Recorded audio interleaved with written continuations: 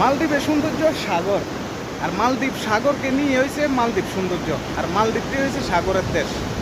আর মুসলমানের সৌন্দর্য একজনের সাথ দেওয়া আর একজনের উপকারে কাজে আসা। আর আমাদের বিশ্বের ভিতরে মুসলমানরা অ্যাকচুয়ালি আসলে শাসন করলো, তবে শাসনের ভিতরে নাই কেন জানেন? কারণ হচ্ছে আমাদের মতো কারণে। এক একজনে এক এক ফতুয়া দেয়।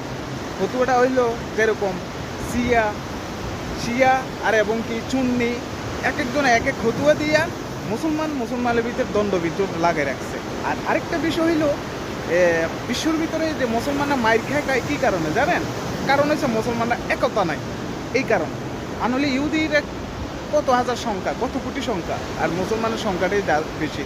তবে এর মধ্যে তো পাচ্ছে না কেন? কারণ পাচ্ছে না একটি কারণ, কারণ একতা নাই। এক একজনে এক এক ফতুয়া দিয়ে অমুক মসজিদ ইন্নালিল্লাহ পড়া যাবে না, অমুক মসজিদে তার জানাজা পড়া যাবে না। এই হইল আমাদের বাংলাদেশের ফতুয়া খবর, ঠিক আছে?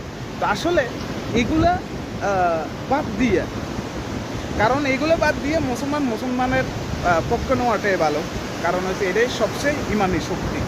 তো কথা ঠিক আছে না বেজাল আছে জানাবেন। তো আসসালামু আলাইকুম রহমতুল্লাহি ওয়া বারাকাতুহু, মালদ্বীপ মালে থেকে।